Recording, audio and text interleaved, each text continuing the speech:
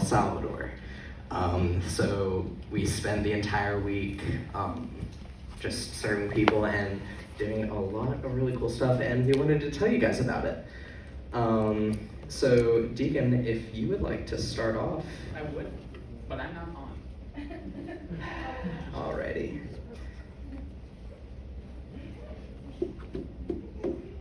Everything's good on my end. There we go. You're not supposed to do that with microphones, you know that? That's dangerous. It's bad addiction, for sure. Thank you, all of you. You're doing great. Alright, Degan, go ahead. Okay, so as Dylan said, last week, while I assume most of you were on break, we were about 1,500 miles away across the Gulf of Mexico in El Salvador.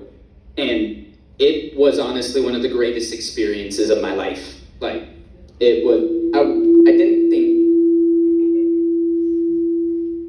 didn't think a lot about it going in, but in the end, I'm so very glad that I did. There we go. That's a lot.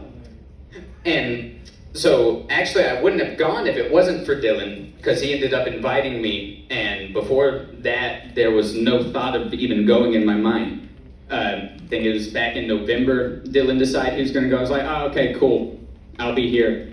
But in December, I was invited to go, and I was on the fence of whether or not I should go.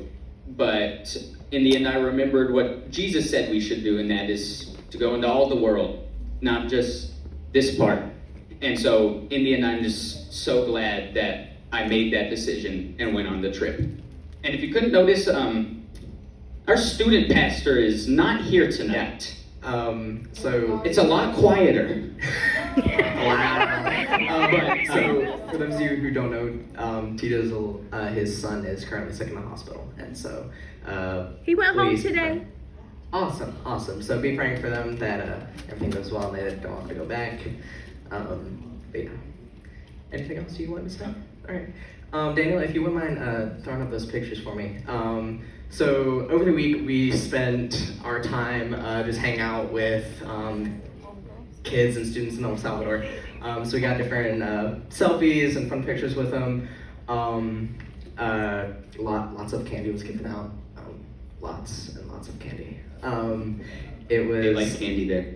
Yeah, it was a lot of fun. We would go into schools and churches, and we would just spread the gospel and love, and give them some food. And I think one of my favorite ways of how I saw God work was just like how he used everyone on the team. Everyone on the team has their own story from the week, and getting to hear all of that at the end of the week was really cool. Barbara, she spoke to a couple kids who were dealing with loss, and she was really able to relate to them on that. And that was that, and along with Degan's grandfather Donnie, he had stories that he gave, and students were able to relate to that. Just around things of, coming to Christ later in life, being in things such as drugs and things of the sort. Everyone was able to connect with these kids in different ways, and that was what made the trip so special. We saw 700 people saved in a week.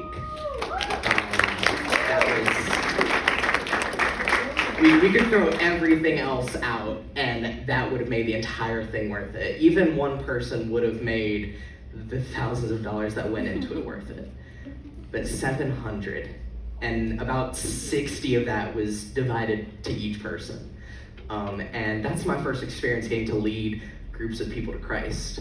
And like Degan did the same thing. Like we would split up and we would go into groups of sometimes 5, 10, 20, 30, and we would share the gospel with them with our translator, and we would see these kids, we would see the gears turning in their head, and they would give their life to Christ. It was really an amazing experience.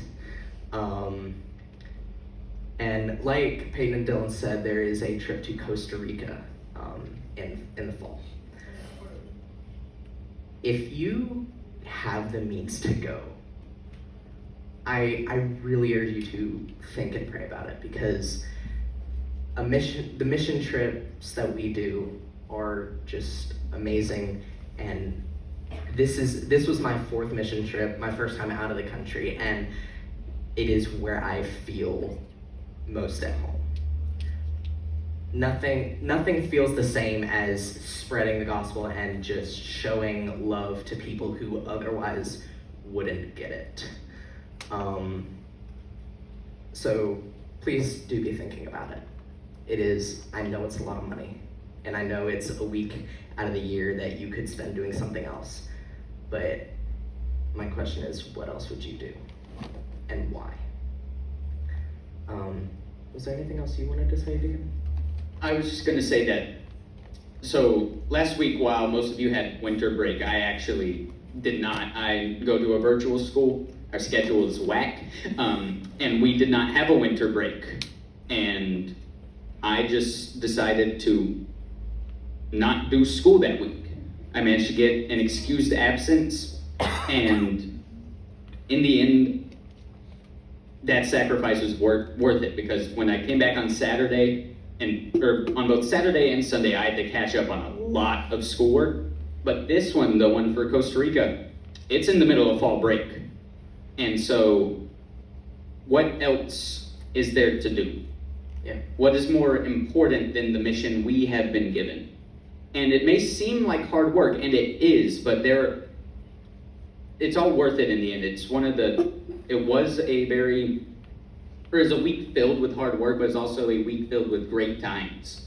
Like, it was some of the most enjoyment I have had. And so if you are on the fence like I was, just pray, think about it, and you will not regret your decision. All right. We have one more thing we wanted to show you guys. It was something that we learned while we were down in El Salvador, and if you guys wouldn't mind, I'd ask that you, let us show y'all something that our friend Jorge showed us. Degan, if you wouldn't mind grabbing this stuff over here with me. Ava?